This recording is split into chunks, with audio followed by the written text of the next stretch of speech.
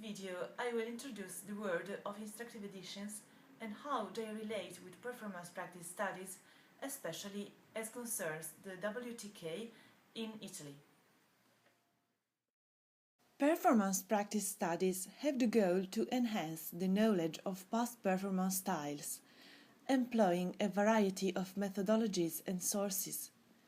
Particular importance is attached to recordings when available, to treatises about an epoch's performance styles and conventions, and to other written sources, such as famous performers or teachers' autobiographies, press reviews, and sometimes to annotate the scores. Although all of these elements constitute important and primary resources, they may be profitably integrated with the study of another source type, the so-called instructive editions, IEs. We define an instructive edition as a particular edition of a musical work, prepared for publication by a musician other than its composer. Its editing criteria are different from those used for urtexts or critical editions. They should include advice on performance elements missing from an urtext's normal sources, and which are likely to be editorial editions. The edition may have pedagogical purposes, that is, as a help and/or a substitute for traditional teaching. Its editor is normally a musician and not a musicologist, in most cases a concert pianist and/or a piano teacher, often at a conservatory. Indeed, instructive editions are valuable for performance practice studies from a twofold viewpoint. Their most immediate, verifiable, and obvious function is to be the written record of their editor's interpretive idea of the work. With a different degree of objectivity, however, they may also be studied for the effects of their use, that is, the influence they exerted in transmitting and sometimes in creating traditions of performance practices to the following generations. We may consider Bach's Well-Tempered Keyboard as an iconic work, not only for its importance within the repertoire for the piano, but also for the peculiarities of its interpretation.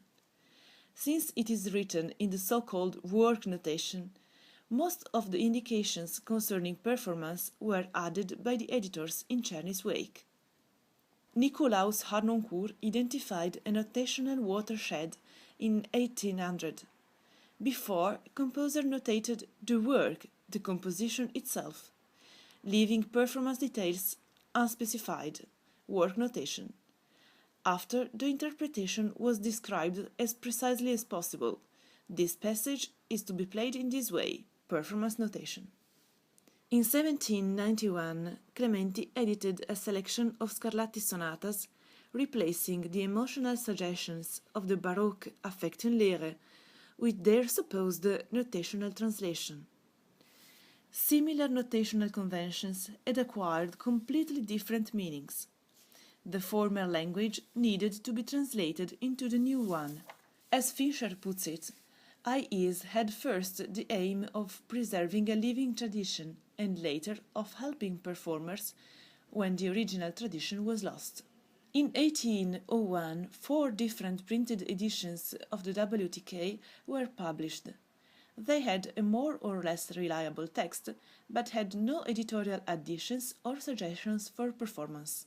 A complex net of causes encouraged the creation of instructive editions. Notational causes included the evolution of notation after the 1800 watershed, and the need to update a notational style which was now considered as inadequate. Sociological causes included the enormous increase in the need of piano lessons for amateurs, and the limited availability of teachers, and therefore the necessity for the score to tell more than it used to do. Philosophical causes included the idealistic approach to art and the cult of the genius, which implied a quasi-ontological difference between amateur performer and genius composer.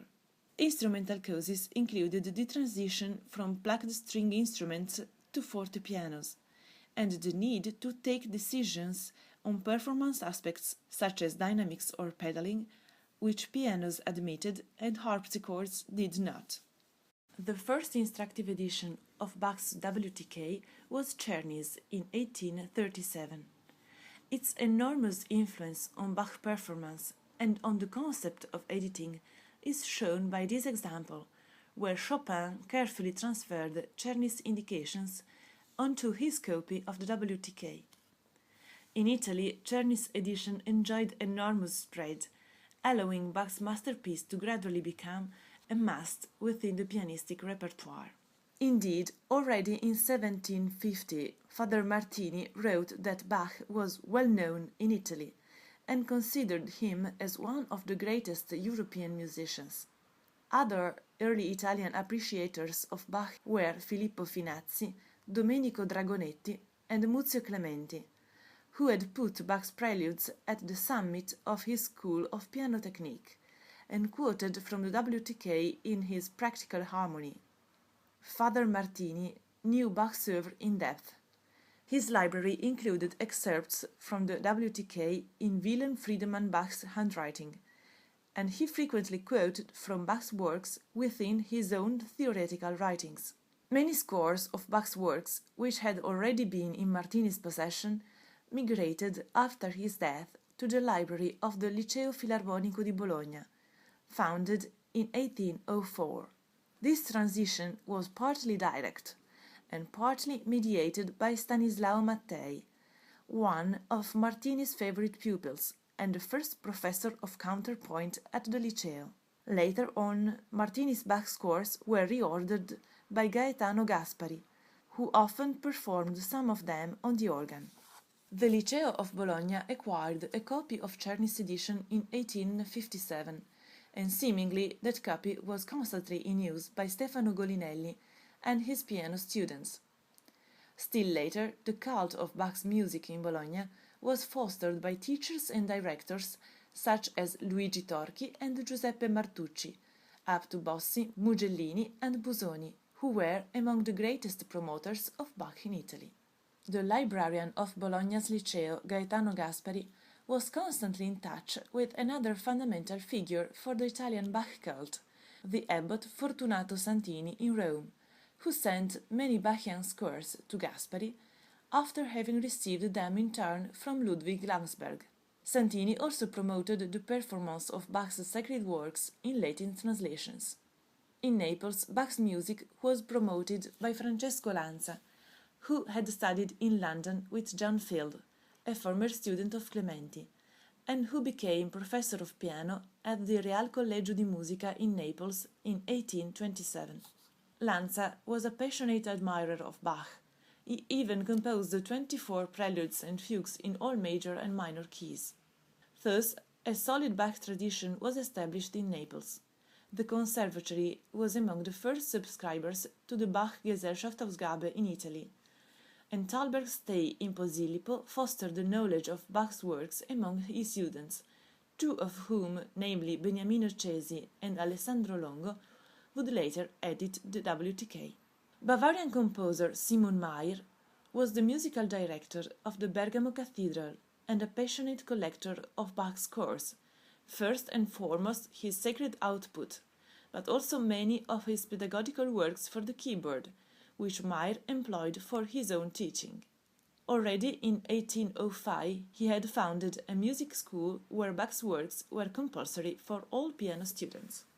The first printed editions of Bach's keyboard works had come to Italy in the early 19th century, within the commercial exchanges between Italy and Germany.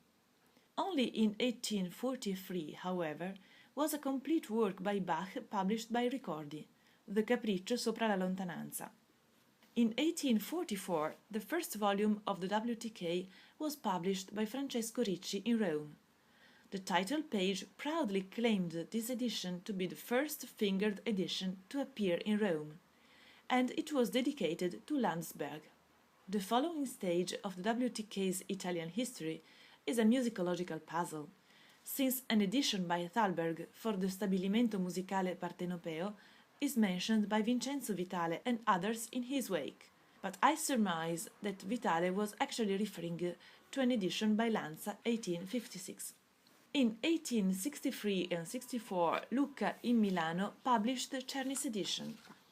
In 1864, excerpts from the WTK were published within a 44-volume series issued by Ricordi called L'arte antica e moderna.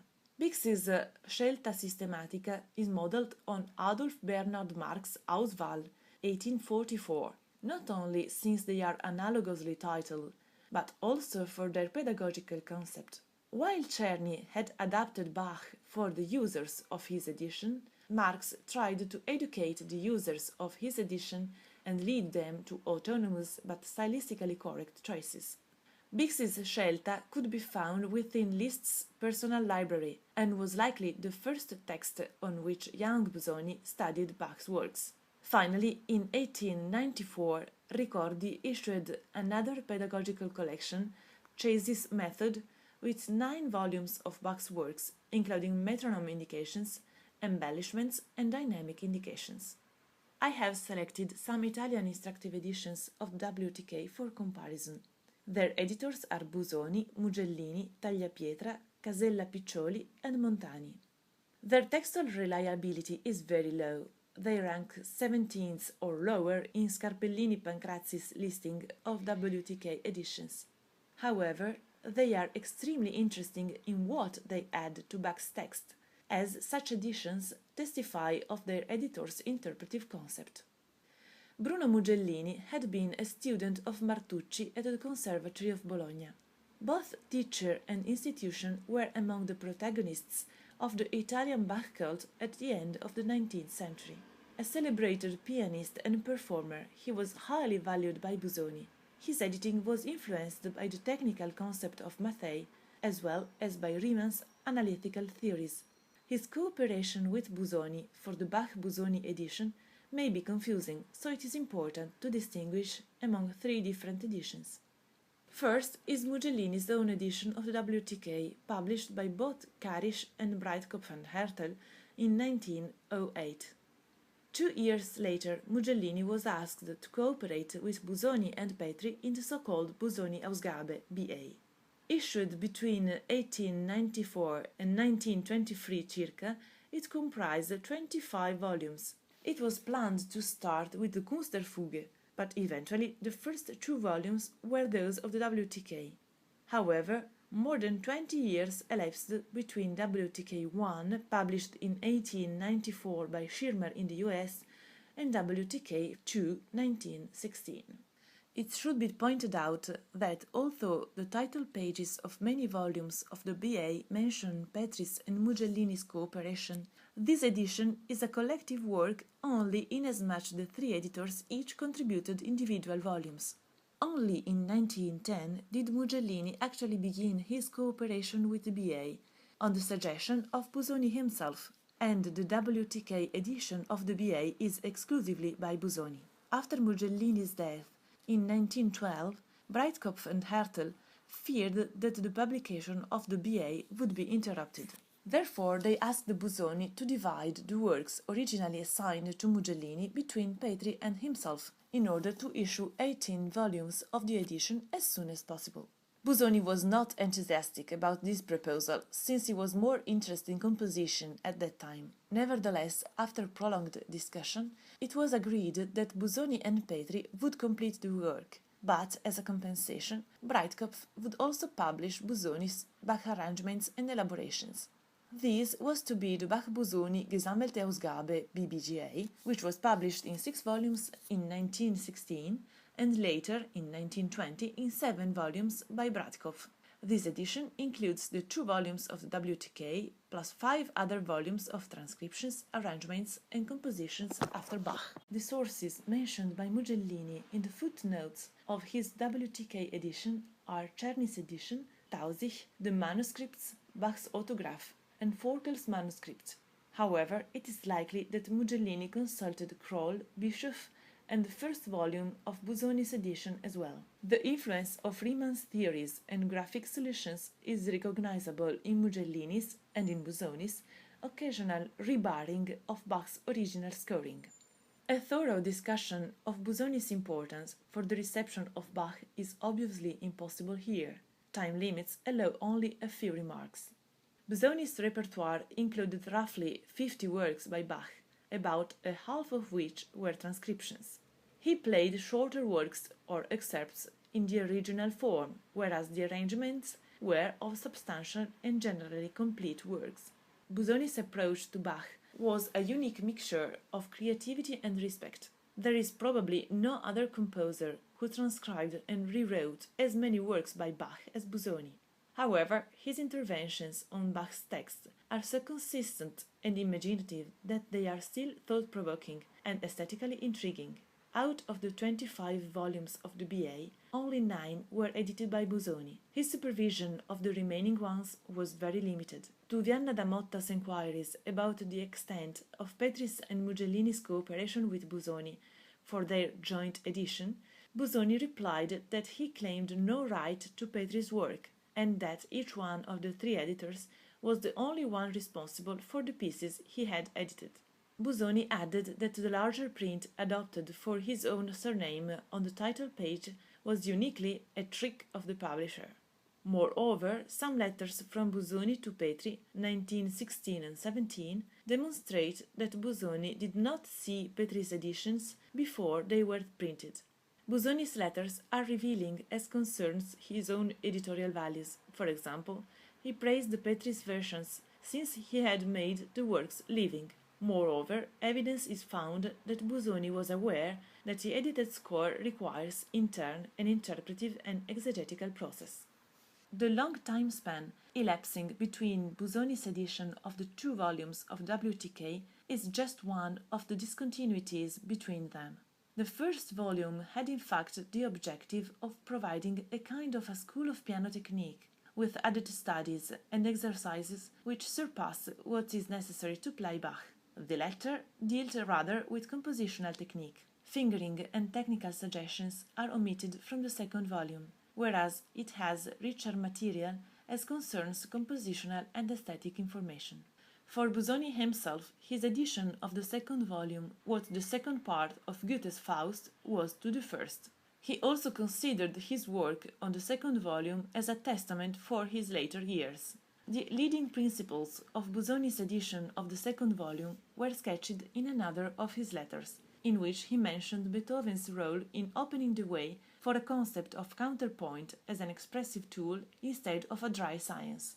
Some of the technical exercises which were included in Busoni's first volume in the form of hints or suggestions were planned to be developed by Petri, but following Busoni's instructions, into full studies, on the model of what Busoni himself had done with the second prelude of Book 1. However, this plan was eventually not carried out. The most important similarity between Czerny's edition and Busoni's, in my opinion, is their quest for a truly pianistic rendition of Bach's works, seeking a middle way between excessive objectivity and subjectivity, and aiming at an interpretation for the listeners, for the audience. However, their opinions differ on how to realize an enhancement of Bach's effect in public performance. Busoni's codas are mostly in forte, whereas Czerny prefers ritardando and piano. Another important difference lies in Czerny's extensive use of legato, whereas Busoni was the first to use frequently the expression non troppo legato. Similarly, Busoni's editions have often been compared with Bülow's.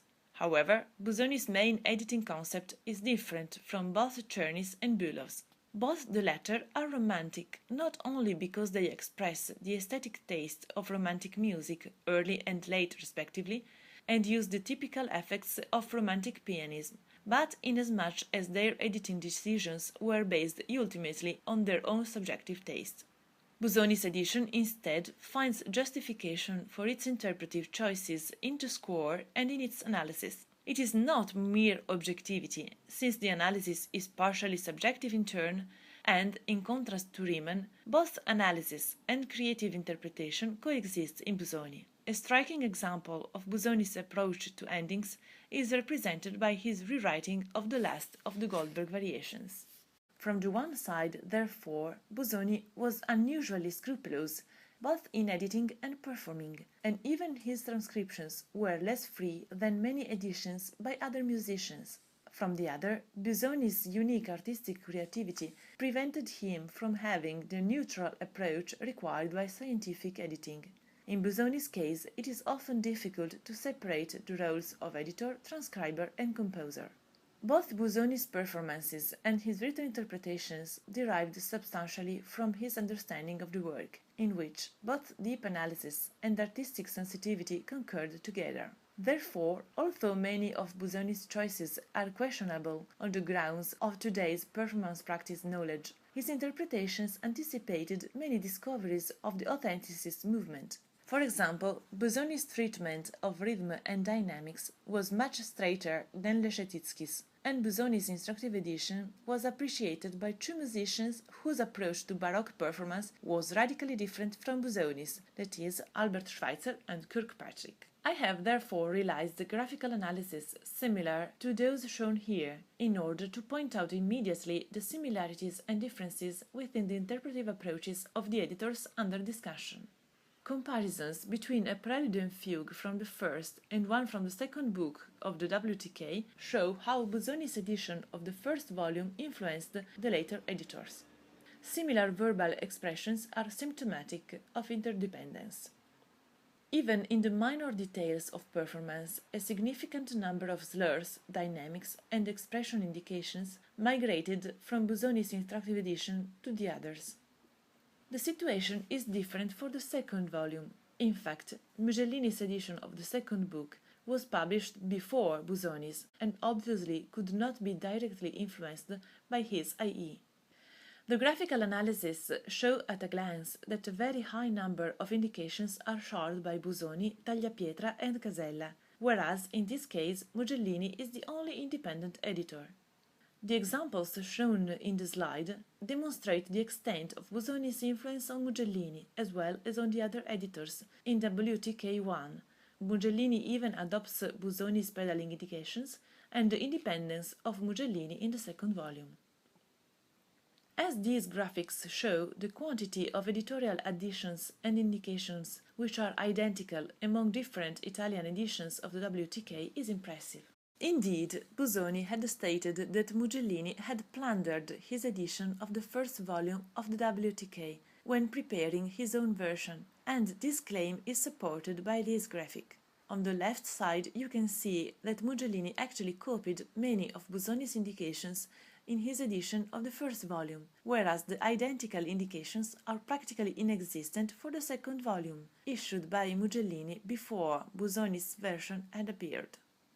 Mugellini's edition is the most romantic, with frequent and subjective dynamic indications, abundant phrasing, undifferentiated legato, and extended and frequently overlapping slurs.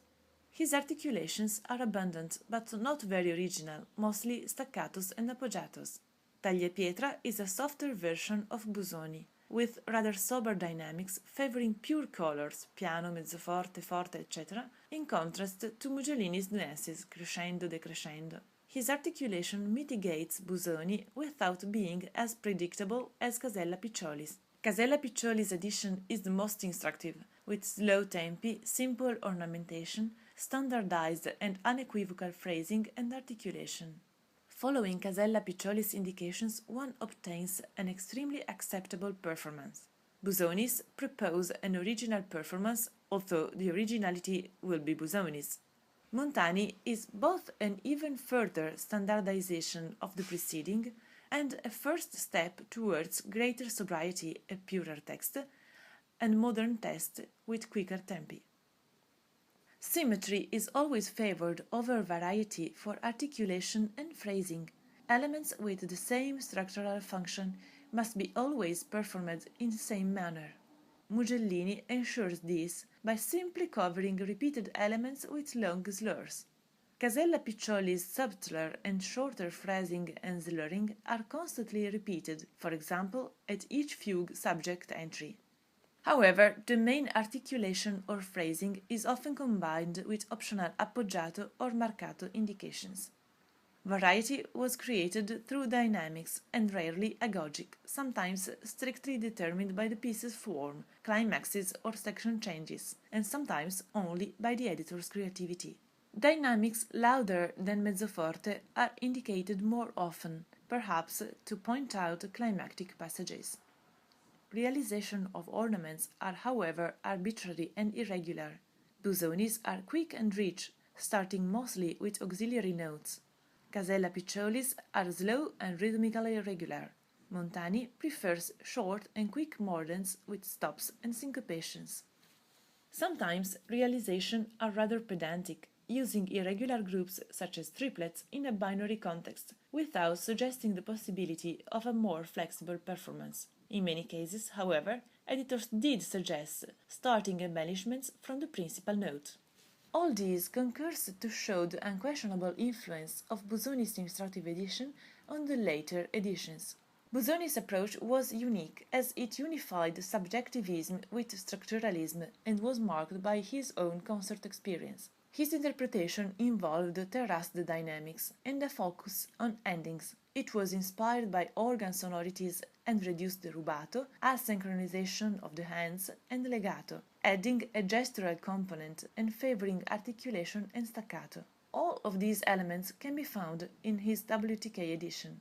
However, many interesting features of his interpretation were progressively reduced to a standard Bach performance. Sub-3 differentiated articulation was replaced by long slurs or uniform staccatos. Rather modern tempi were tempered by later editors. Busoni's analytical concept was not imitated, and only his conclusions were enthusiastically adopted.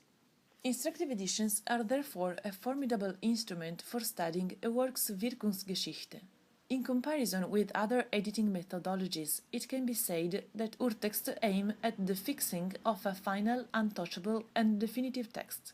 Critical editions proper relate rather to the text history, that is, with the Wirkungsgeschichte of the text in its written identity, and that IEs deal with the work's reception history.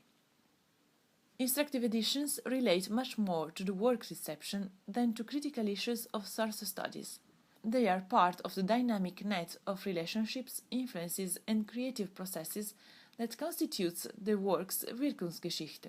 In other words, critical editions and the whole approach behind them aim at editing a text, whereas IEs aim at presenting a work. IEs are therefore a vehicle for both preserving and transmitting interpretive aesthetics.